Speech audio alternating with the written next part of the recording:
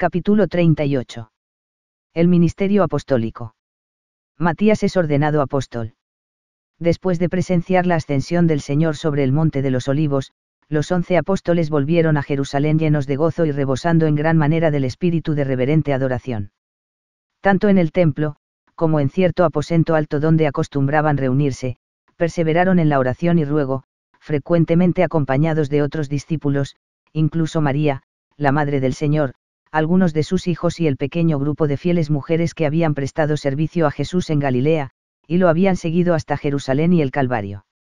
Los discípulos, en su mayoría dispersados por los funestos acontecimientos de aquella última y trágica Pascua, ahora se reunieron otra vez con fe renovada y fortificada, en torno del gran hecho de la resurrección del Señor.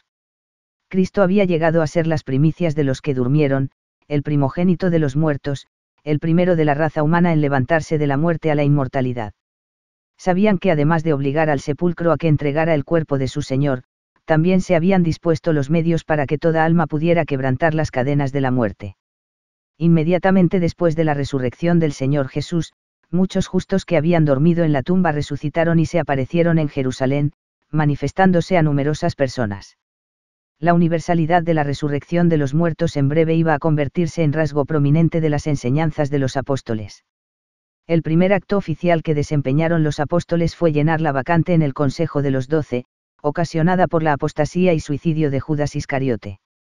En cierta oportunidad, entre el día de la ascensión de Cristo y el de la fiesta de Pentecostés, hallándose los 11 y otros discípulos reunidos unánimes en oración y ruego, en total unas 120 personas, Pedro expuso el asunto a la asamblea de la Iglesia, indicando que se había previsto la caída de Judas y citando la invocación del salmista, sea hecha desierta su habitación, y no haya quien more en ella, y, tome otro su oficio uno.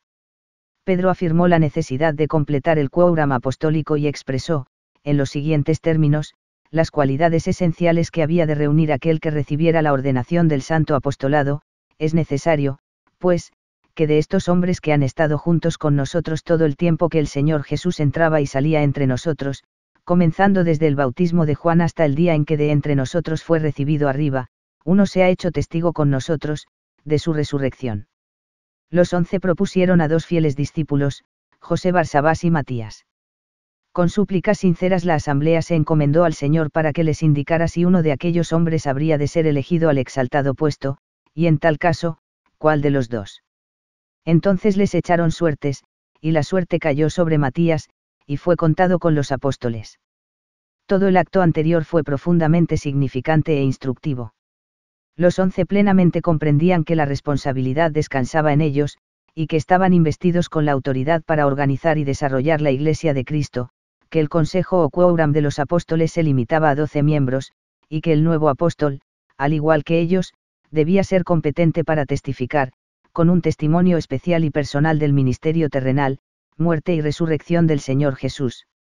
La selección de Matías se llevó a cabo en una asamblea general de la Iglesia primitiva, y aunque los apóstoles propusieron los nombres, tal parece, por inferencia, que todos los presentes tuvieron voz en el asunto de su instalación.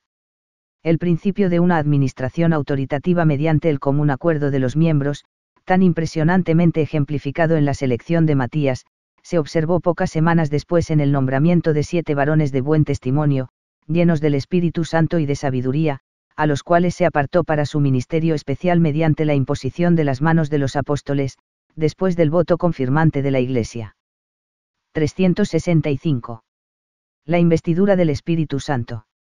Al llegar el Pentecostés, que caía en el 50º día después de la Pascua y en esta ocasión particular ocurrió unos 9 días después de la ascensión de Cristo, los apóstoles estaban todos unánimes juntos, ocupados en sus devociones acostumbradas y esperando, de acuerdo con sus instrucciones, hasta que fueran bendecidos con una investidura particular de poder de lo alto. 3 El prometido bautismo de fuego y del Espíritu Santo vino sobre ellos en esa ocasión.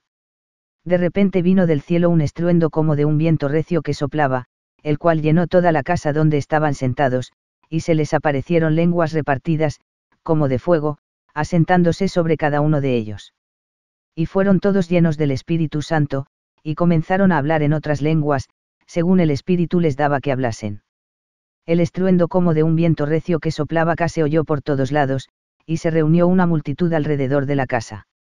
Los que se hallaban adentro habían presenciado la manifestación visible de lenguas repartidas como de fuego que se asentó sobre cada uno de los 12, pero aparentemente no fue así con los que se habían congregado. Al hablar los apóstoles a la multitud, se efectuó un gran milagro, porque cada uno les oía hablar en su propia lengua, y los apóstoles, ahora ricamente capacitados, se expresaban en muchas lenguas, de acuerdo con lo que les daba el Espíritu Santo que los había investido. Se hallaban presentes hombres de muchas tierras y de muchas naciones, todos de idiomas distintos. Unos de ellos exclamaron asombrados: «Mirad, ¿no son galileos todos estos que hablan? ¿Cómo, pues, les oímos nosotros hablar cada uno en nuestra lengua en la que hemos nacido?»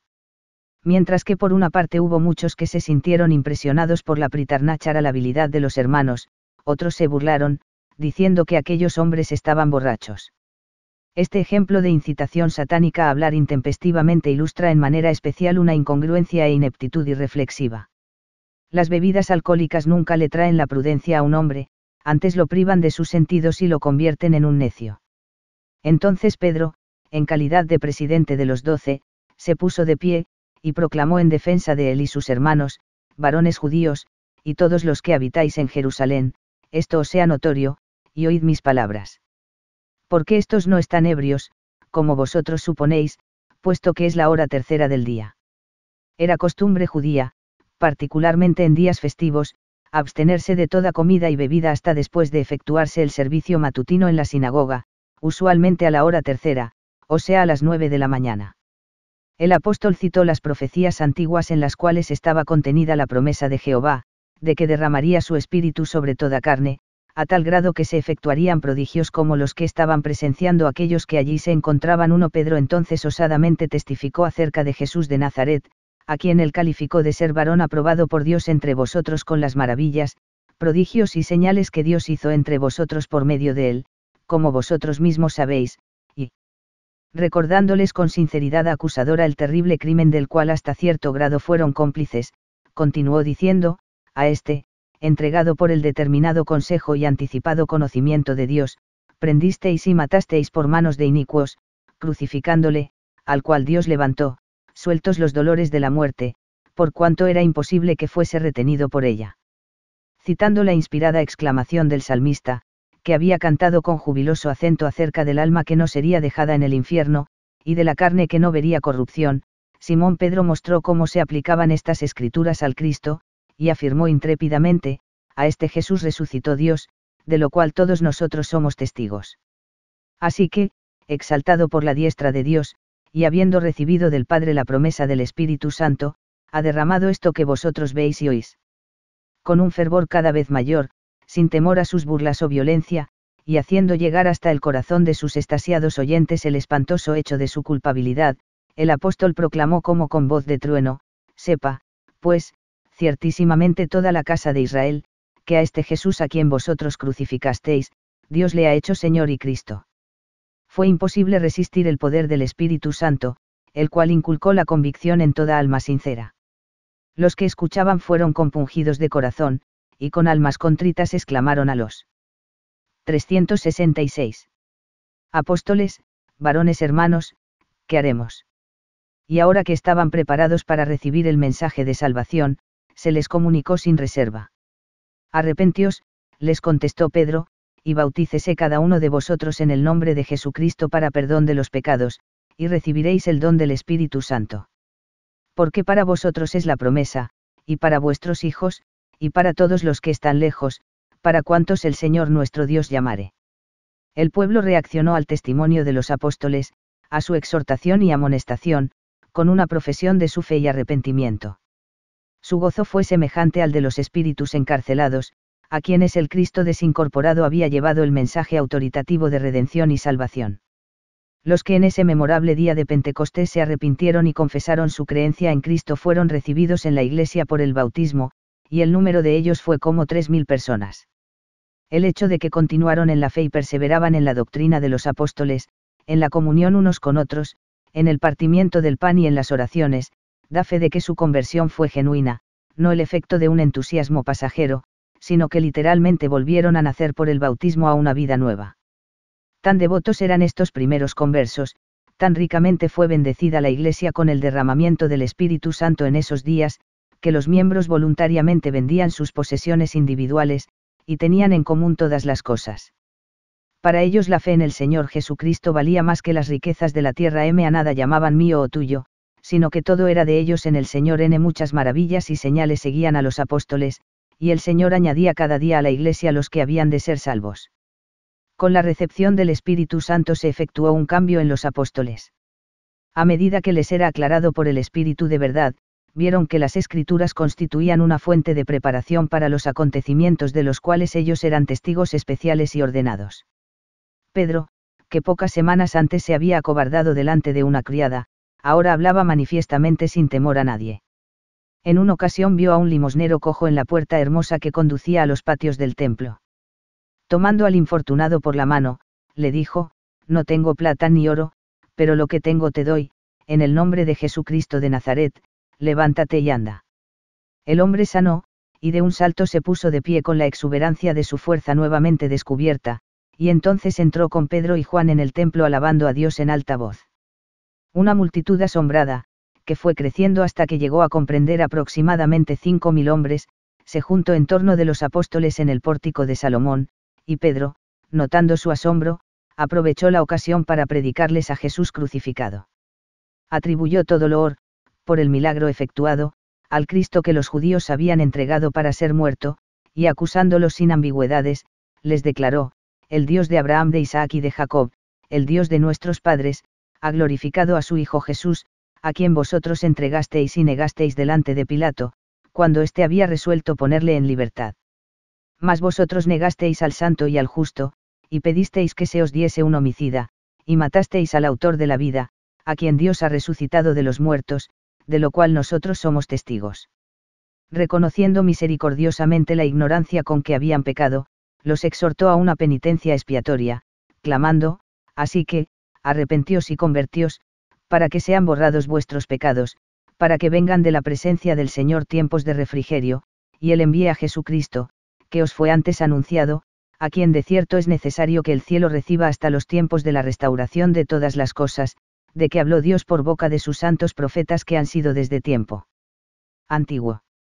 Ningún apoyo se les dio para suponer que les serían borrados sus pecados mediante una confesión oral, se les privilegiaba con un tiempo para arrepentirse, si deseaban creer.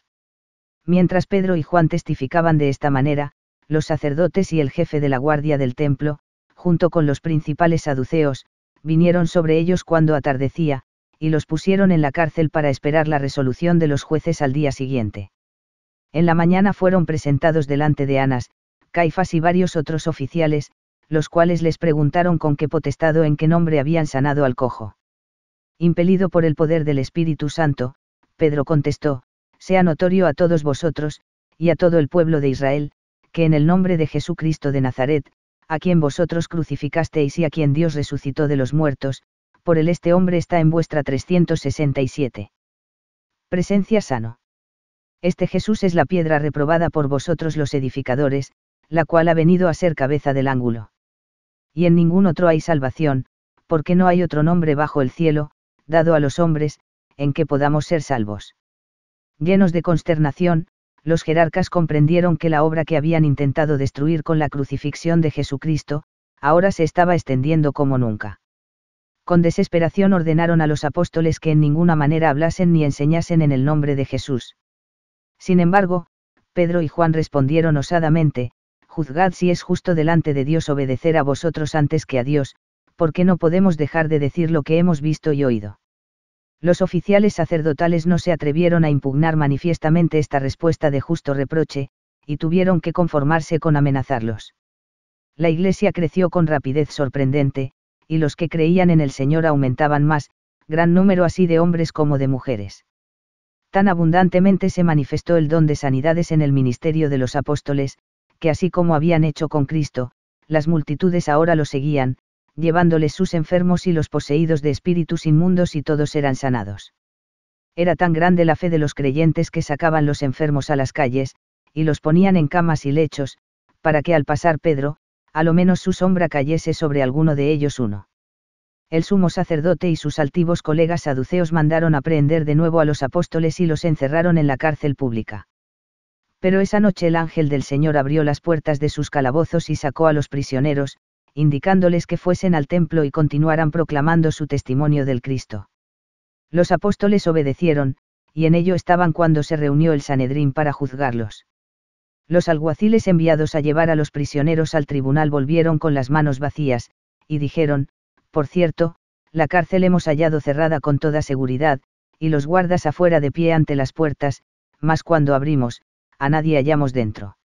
En este estado de impotente consternación se encontraban los jueces cuando llegó uno con las nuevas de que aquellos a quienes buscaban se hallaban predicando en los patios del templo en esos momentos. El capitán y su guardia arrestaron a los apóstoles por tercera vez y los trajeron, aunque sin violencia, porque temían al pueblo. El sumo sacerdote acusó a los prisioneros mediante una pregunta y afirmación: no os mandamos estrictamente que no enseñaseis en ese nombre.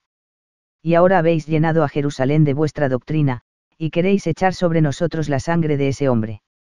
Sin embargo, cuán recientemente estos mismos gobernantes habían incitado a la multitud a que pronunciara la terrible imprecación: su sangre sea sobre nosotros, y sobre nuestros hijos.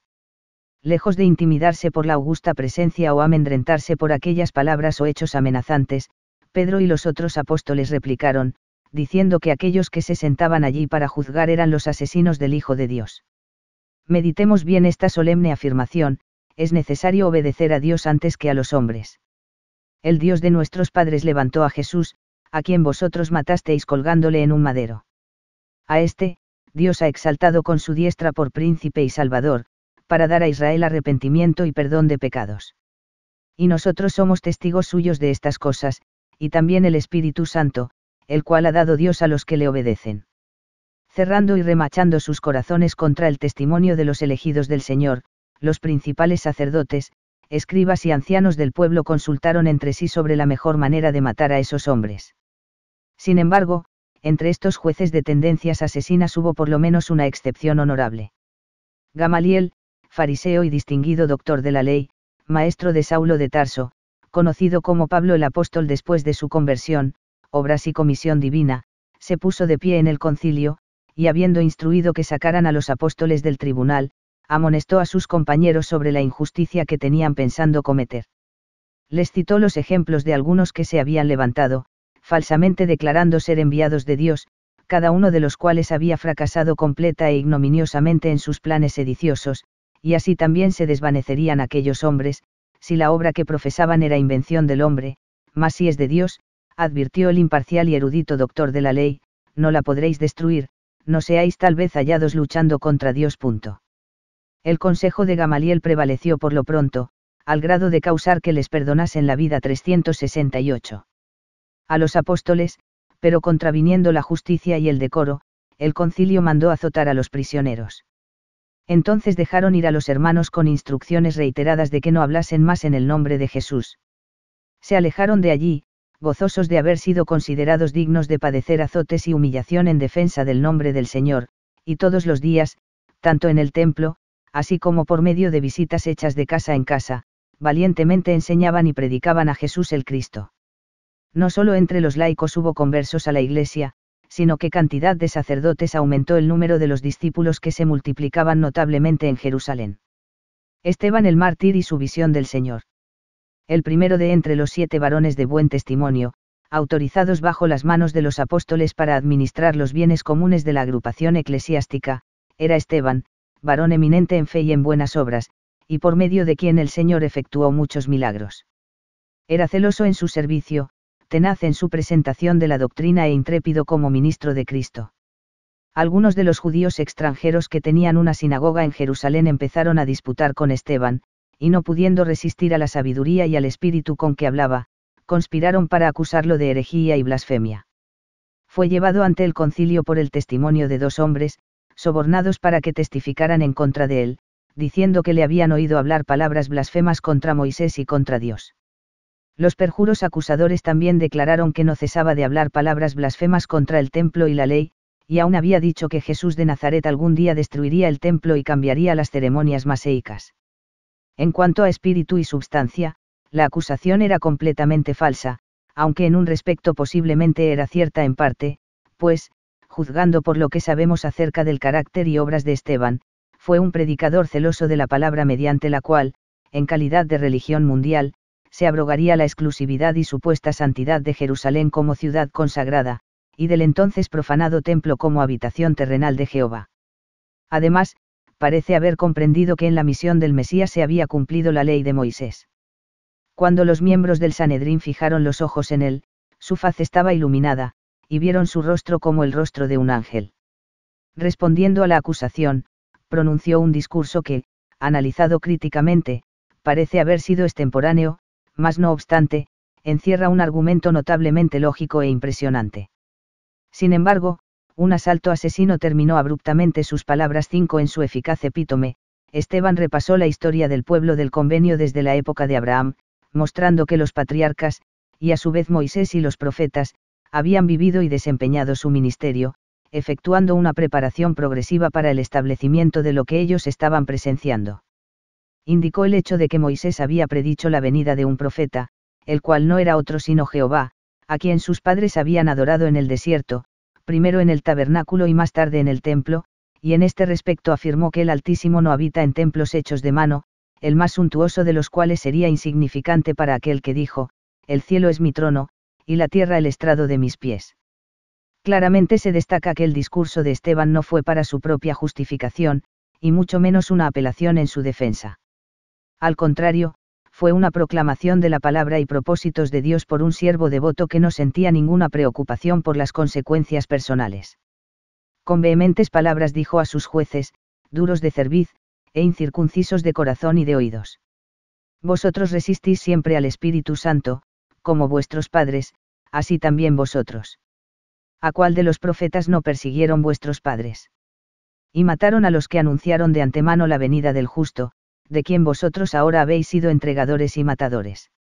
Enfurecidos por esta acusación tan directa, los miembros del Sanedrín crujían los dientes contra él. Esteban comprendió que tenían sed de su sangre, pero fortificado por el Espíritu Santo, fijó la vista en los cielos y exclamó estático, he aquí, veo los cielos abiertos, y al Hijo del Hombre que está a la diestra de Diosa. De este modo se menciona por primera vez en el Nuevo Testamento una manifestación de Cristo a un ser mortal, en 369. Una visión o por otros medios, a raíz de su ascensión. Los principales sacerdotes dieron grandes voces y se taparon los oídos para no oír aquellas palabras que optaron por juzgar de blasfemas.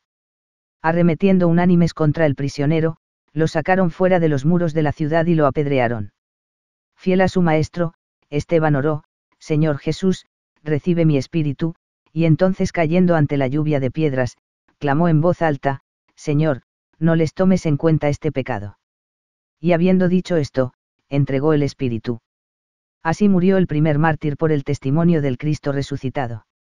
Fue asesinado por una turba compuesta de los principales sacerdotes, escribas y ancianos del pueblo. ¿Qué les importaba que no se hubiera pronunciado ninguna sentencia sobre él, o desafiar indiferentemente la ley romana? Unos hombres piadosos llevaron el cuerpo quebrantado para sepultarlo, y todos los discípulos lamentaron en gran manera. Aumentó la persecución, y los miembros de la Iglesia fueron esparcidos por muchas tierras, en donde predicaron el Evangelio y convirtieron a muchos al Señor.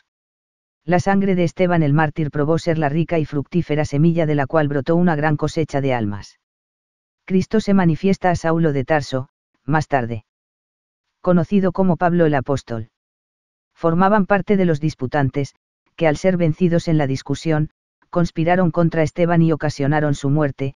Unos judíos de Cilicia, con ellos asociaba un joven llamado Saulo, natural de la ciudad cilicia de Tarso. Era un hábil erudito, potente polemista, ferviente defensor de lo que él consideraba justo, y vigoroso perseguidor de lo que para él era error.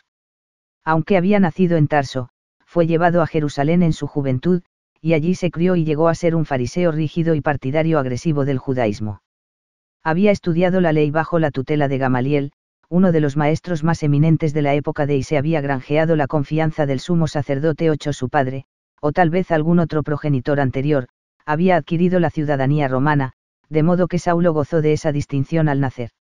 Era enemigo implacable de los apóstoles y de la Iglesia, y se hizo cómplice en la muerte de Esteban, consintiendo en ella y cuidando la ropa de los testigos falsos que apedreaban al mártir. Hizo grandes estragos en la iglesia, entrando en las casas particulares, llevándose a hombres y mujeres, de quienes se sospechaba que creían en Cristo, y entregándolos para que fueran encarcelados. Esta persecución, en que Saulo figuró tan prominentemente, causó que los discípulos fuesen esparcidos por toda Judea, Samaria y otras tierras, aunque los apóstoles permanecieron y continuaron su ministerio en Jerusalén. No conforme con esta actividad local en contra de la iglesia, Saulo, respirando aún amenazas y muerte contra los discípulos del Señor, vino al sumo sacerdote, y le pidió cartas para las sinagogas de Damasco, a fin de que si hallase algunos hombres o mujeres de este camino, los trajese presos a Jerusalén. Al acercarse Saulo y sus compañeros a la ciudad de Damasco, un acontecimiento de sublimidad pavorosa interrumpió su jornada. Al mediodía repentinamente apareció una luz mucho más brillante que el resplandor del sol, y este deslumbrante fulgor cubrió a todos. De manera que cayeron a tierra heridos de temor. En medio de esta gloria sobrenatural se oyó un sonido que únicamente Pablo pudo reconocer como voz articulada. Oyó y entendió la pregunta reprochadora dirigida a él en lengua hebrea: Saulo, Saulo, ¿por qué me persigues? Él en su azoramiento preguntó: ¿Quién eres, Señor? La respuesta penetró hasta lo más recóndito del corazón de Saulo: Yo soy Jesús, a quien tú persigues, y con tono de consideración compasiva hacia la situación del perseguidor y la renunciación que le sería exigida, añadió: Dura cosa te es dar coces contra el aguijón. 3. La enormidad de su hostilidad y enemistad contra el Señor y su pueblo llenó de horror el alma de Saulo, y temblando de contrición, preguntó: Señor, ¿qué quieres que yo haga? La respuesta fue: Levántate y entra en la ciudad, y se te dirá lo que debes hacer. La brillantez de la luz celestial había cegado a Saulo, de manera que sus compañeros lo condujeron hasta Damasco, y allí, en casa de Judas, situada en la calle 370, que se llama Derecha, permaneció en tinieblas por el espacio de 3 días, durante los cuales ni comió ni bebió cosa alguna. Vivía en esa ciudad un fiel discípulo llamado Ananías, a quien habló el Señor, instruyéndole que visitara a Saulo y lo bendijera, a fin de que pudiese sanar de su ceguedad. Ananías se asombró al oír la comisión, y osó recordar al Señor que Saulo era un notorio perseguidor de los santos, y que se hallaba en Damasco para aprehender y encarcelar a todos los creyentes. Sin embargo, el Señor contestó: Ve, porque instrumento escogido me es este, para llevar mi nombre en presencia de los gentiles, y de reyes, y de los hijos de Israel, porque yo le mostraré cuánto le es necesario padecer por mi nombre. Ananías fue a Saulo, y poniendo sus manos sobre el arrepentido doliente, dijo: Hermano Saulo, el Señor Jesús, que se te apareció en el camino por donde venías, me ha enviado para que recibas la vista y seas lleno del Espíritu Santo. Desapareció el impedimento físico que le obstruía la visión, de los ojos de Saulo cayó una substancia escamosa y recobró la vista. Sin dilación o titubeo fue y se bautizó. Después que hubo comido y recobrado sus fuerzas se comunicó con los discípulos en Damasco, e inmediatamente empezó a predicar en las sinagogas, declarando que Jesús era el Hijo de Dios. Cuando Saulo volvió a Jerusalén los discípulos tenían recelo de su sinceridad, ya que lo habían conocido como uno de sus enconados perseguidores, pero Bernabé, discípulo de confianza, lo llevó a los apóstoles, relató su conversión milagrosa y atestiguó su valiente servicio en la predicación de la palabra de Dios. Se le recibió en la confraternidad, y más tarde fue ordenado bajo las manos de los apóstoles. Con el tiempo su nombre hebreo de Saulo fue reemplazado por el latín, Paulos, o Pablo en nuestra lengua. En vista de su comisión de llevar el Evangelio a los gentiles, el uso de su nombre romano pudo haberle sido ventajoso, y con mayor particularidad siendo ciudadano romano, por medio de lo cual podía reclamar los derechos y exenciones consiguientes a su ciudadanía. No forma parte de nuestro propósito actual considerar, ni aun en forma compendiada, las obras del varón que tan perentoria y milagrosamente fue llamado al ministerio. El hecho de las manifestaciones personales que Cristo le concedió es el único tema que estamos considerando en esta ocasión. Mientras se hallaba en Jerusalén, Pablo fue bendecido con una manifestación visual del Señor Jesús, en la cual recibió instrucciones particulares. Su propio testimonio del acontecimiento quedó expresado en estos términos: orando en el templo me sobrevino un éxtasis. Y le vi que me decía: date prisa, y sal prontamente de Jerusalén, porque no recibirán tu testimonio acerca de mí. Tratando de explicar por qué lo había despreciado el pueblo, Pablo confesó su pasado inicuo, diciendo, Señor, ellos saben que yo encarcelaba y azotaba en todas las sinagogas a los que creían en ti, y cuando se derramaba la sangre de Esteban tu testigo, yo mismo también estaba presente, y consentía en su muerte, y guardaba las ropas de los que le mataban. A esto el Señor contestó, Ve, porque yo te enviaré lejos a los gentiles. En otra ocasión, hallándose preso en una fortaleza romana, el Señor se le apareció de noche, y le dijo, Ten ánimo, Pablo, pues como has testificado de mí en Jerusalén, así es necesario que testifiques también en Roma. El testimonio personal de Pablo de que había visto al Cristo resucitado es explícito y enfático. Enumerando a los santos de Corinto varias de las apariciones del Señor resucitado, les expresó su propio testimonio en estas palabras, porque primeramente os he enseñado lo que asimismo recibí, que Cristo murió por nuestros pecados, conforme a las Escrituras, y que fue sepultado, y que resucitó al tercer día, conforme a las Escrituras, y que apareció a Cefas, y después a los 12. Después apareció a más de 500 hermanos a la vez, de los cuales muchos viven aún, y otros ya duermen. Después apareció a Jacobo, después a todos los apóstoles, y al último de todos, como a un abortivo, me apareció a mí. Porque yo soy el más pequeño de los apóstoles, que no soy digno de ser llamado apóstol, porque perseguía la Iglesia de Dios. Fin del ministerio apostólico, el Apocalipsis de Juan. El período del ministerio apostólico continuó hasta cerca del fin del primer siglo de nuestra era. 371. Aproximadamente unos 60 o 70 años después de la ascensión del Señor. Durante este tiempo la Iglesia conoció épocas de prosperidad así como de vicisitudes. Al principio aumentó el número de los miembros del cuerpo organizado, así como su influencia, de una manera considerada fantástica, cuando no milagrosa. Los apóstoles y los muchos otros ministros que obraban bajo su dirección en posiciones graduadas de autoridad se esforzaron tan eficazmente por difundir la palabra de Dios, que Pablo, escribiendo aproximadamente 30 años después de la ascensión, afirmó que se había llevado el Evangelio a toda nación en esa época, o como lo expresó en sus propias palabras, se predica en toda la creación que está debajo del cielo. Por conducto del Espíritu Santo, Cristo continuó guiando su Iglesia en la tierra, y los apóstoles, en calidad de sus representantes terrenales, viajaron y enseñaron, sanaron enfermos, echaron fuera demonios y resucitaron muertos. No sabemos de ninguna aparición directa o personal de Cristo a los hombres, entre el tiempo de estas manifestaciones a Pablo y el de su revelación a Juan en la isla de Patmos. La tradición confirma las palabras de Juan, que fue desterrado a ese sitio por causa de la palabra de Dios y el testimonio de Jesucristo. Afirma que las cosas que escribió, conocidas en la actualidad como el libro del Apocalipsis, son la revelación de Jesucristo, que Dios le dio, para manifestar a sus siervos las cosas que deben suceder pronto, y la declaró enviándola por medio de su ángel a su siervo Juan. El apóstol hizo una descripción gráfica del Cristo glorificado, tal como sus ojos lo vieron, y anotó en esta forma las palabras del Señor: No temas, yo soy el primero y el último, y el que vivo, y estuve muerto, mas he aquí. Que vivo por los siglos de los siglos, amén. Y tengo las llaves de la muerte y del Hades. Se le mandó a Juan que escribiera a cada una de las 7 iglesias o ramas de la Iglesia de Cristo que entonces existían en Asia, reprendiendo, amonestando o animando, de acuerdo con lo que sus respectivas condiciones merecieran. El ministerio final de Juan señaló la terminación de la administración apostólica de la Iglesia primitiva. Sus compañeros en el apostolado habían ido a su descanso, y la mayor parte de ellos tuvieron que entrar por la puerta del martirio, y aunque a Juan se le concedió el privilegio especial de permanecer en la carne hasta el advenimiento glorioso del Señor, no habría de continuar su servicio como ministro autorizado, conocido a la Iglesia y aceptado por la misma.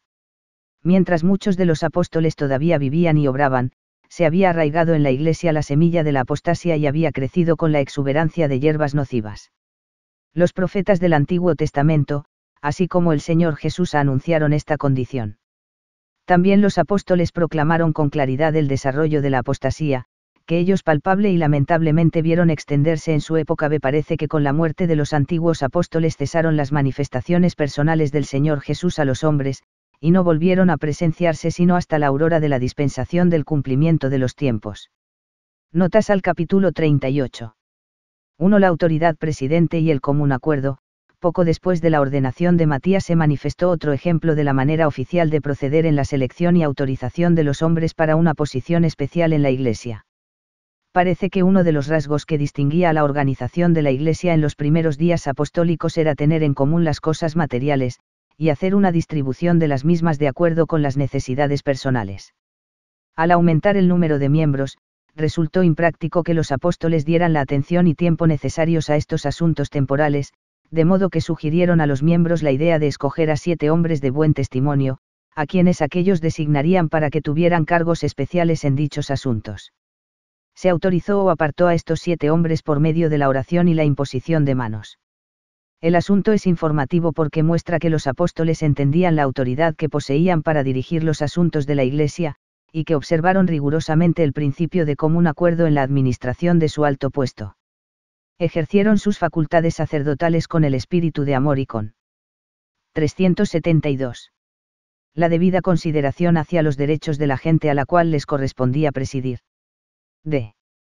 Greita Pastasi, por el autor, 1 y 19. 2. Se recibe el Espíritu Santo, respondiendo a una pregunta hecha, de que si los apóstoles recibieron el Espíritu Santo el día de Pentecostés o antes, se publicó una declaración de la primera presidencia de la Iglesia el 5 de febrero de 1916, véase el Deseret News de esa fecha, de la cual se han tomado los siguientes extractos. La respuesta a esta pregunta depende de lo que se entiende por recibir el Espíritu Santo. Si se refiere a la promesa de Jesús a sus apóstoles concerniente a la investidura o don del Espíritu Santo mediante la presencia y ministerio del personaje de Espíritu, llamado el Espíritu Santo por revelación, Doki con 130, 22, entonces la respuesta es que la promesa no se cumplió sino hasta el día de Pentecostés. Pero la divina esencia llamada el Espíritu de Dios o Santo Espíritu o Espíritu Santo, por medio del cual Dios creó u organizó todas las cosas, y los profetas escribieron y hablaron, se confirió en edades pasadas e inspiró a los apóstoles en su ministerio mucho antes del día de Pentecostés. Leemos que después de su resurrección, Jesús sopló sobre sus discípulos y declaró, recibid el Espíritu Santo. Pero también leemos que dijo, he aquí, yo enviaré la promesa de mi Padre sobre vosotros, pero quedaos vosotros en la ciudad de Jerusalén, hasta que seáis investidos de poder desde lo alto. Juan 8 y 22, Lucas 12 y 49, leemos además, pues aún no había venido el Espíritu Santo, porque Jesús no había sido aún glorificado. Juan 7 y 39, de modo que se expresó la promesa, pero el cumplimiento vino después, así que el Espíritu Santo, que Jesús prometió enviar del Padre, no vino en persona sino hasta el día de Pentecostés, y las lenguas repartidas de fuego fueron la señal de su venida. 3. Pentecostés, el nombre significa 50, y se aplicaba a la fiesta judía celebrada 50 días después del segundo día de los panes sin levadura, o sea el de la Pascua. También se conocía como la fiesta de las semanas, Éxodo 34, 22, Deuteronomio 4 y 10, porque según la costumbre judía, se efectuaba 7 semanas, o una semana de semanas, después de la Pascua. También se llamaba la fiesta de la siega, Éxodo 11 y 16, y el día de las primicias, Num 28, 26. El día de Pentecostés era una de las fiestas importantes de Israel, y su observancia era obligatoria. Se designaban sacrificios especiales para ese día, además de una ofrenda adecuada para la época de la siega. Esta se componía de 2 panes leudados hechos de trigo nuevo, los cuales se debían mecer delante del altar y entonces entregarse a los sacerdotes, Lev 23, 15-20. Por motivo de los acontecimientos sin precedente que señalaron el primer día de Pentecostés, después de la ascensión de nuestro Señor, el nombre ha llegado a emplearse en la literatura cristiana para expresar algún importante despertamiento espiritual o manifestación extraordinaria de gracia divina. 4. Todas las cosas en común. Ninguna de las cosas que se han escrito de los primeros días del ministerio apostólico expresa con mayor fuerza la unidad y la devoción de la Iglesia en aquellos días, que el hecho de que los miembros establecieron un sistema de administración común de sus bienes. Hechos 2 y 44, 46, 4, 32-37, 6, 1-4. Uno de los resultados de este interés común en las cosas temporales se manifestó en una admirable unidad en sus asuntos espirituales, pues se dice que eran de un corazón y un alma. Como nada les faltaba, vivían en contentamiento y santidad. Más de 30 siglos antes el pueblo de Enoc había disfrutado de una condición similar de unidad, y fueron tan eficaces sus resultados de excelencia espiritual, que el Señor vino y habitó con su pueblo, y el Señor llamó a su pueblo Sión, porque eran uno de corazón y voluntad, y vivían en justicia, y no había pobres entre ellos. PDGP Moisés 7, 16-18, la santidad de los discípulos nefitas aumentó porque tenían todas las cosas en común y obraban en justicia unos con otros. 3 Nefi 26, 19, véase también 4 Nefi 2, 3, en nuestra dispensación actual se ha revelado a la Iglesia otro sistema de unidad respecto de los asuntos materiales, Doki con 82, 17, 18, 51, 10-13, 18, 104, 70-77, cuyas bendiciones el pueblo puede lograr al grado que aprenda a reemplazar el egoísmo con el altruismo, y la ventaja personal con la devoción al bienestar general, véase artículos de fe, páginas 481 a 484. 5. La conversión de Saulo, el cambio repentino que ocurrió en el corazón de un vehemente perseguidor de los santos, transformándolo a tal grado que se convirtió en un discípulo verdadero, constituye un milagro para la gente en general. Saulo de Tarso era un asiduo estudiante y cumplidor de 373. La ley, y también un riguroso fariseo. No hay ninguna indicación de que haya conocido o visto a Jesús. Durante la vida del Señor en la carne, y su intervención en el movimiento cristiano parece haber nacido de sus disputas con Esteban. Para determinar lo que habría de juzgar como verdadero o falso, el joven entusiasta se dejaba llevar demasiado por su razonamiento y muy poco por su corazón. Su erudición, que debía haberle sido su sierva, era más bien su ama. Fue uno de los principales directores de la cruel persecución de los primeros conversos del cristianismo.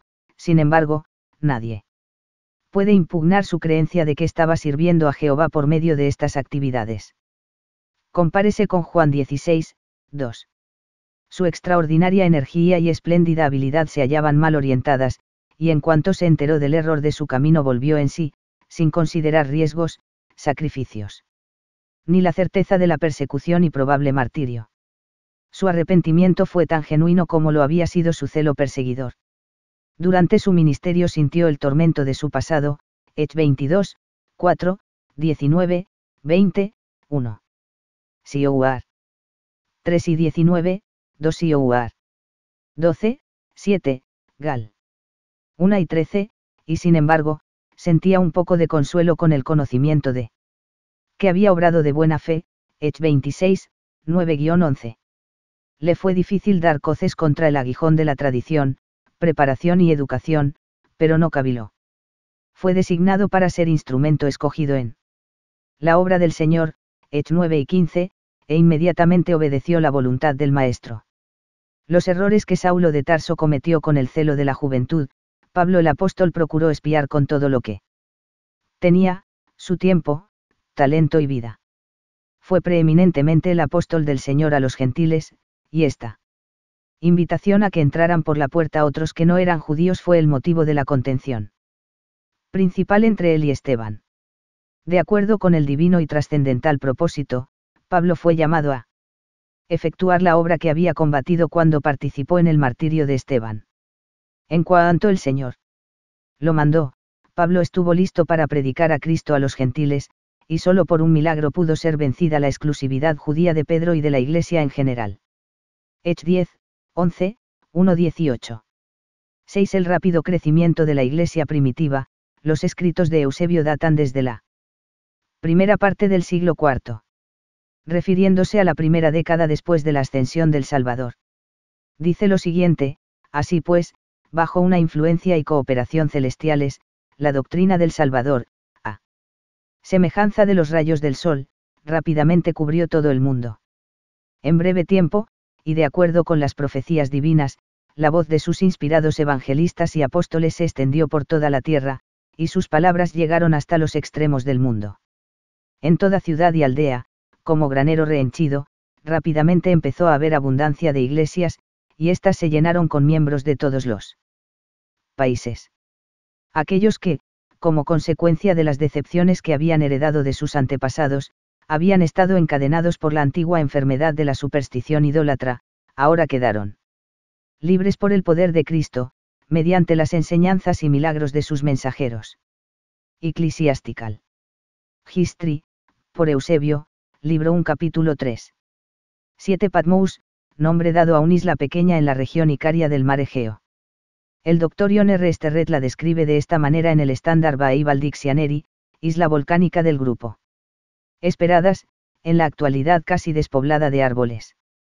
La caracteriza una playa cóncava y tiene un buen fondeadero. Los romanos la convirtieron en lugar de destierro para los criminales de baja categoría. En el año 94 el emperador Domiciano desterró allí a Juan, autor del Apocalipsis. Según la tradición, permaneció en ese sitio bajo pena de trabajos forzados durante 18 meses.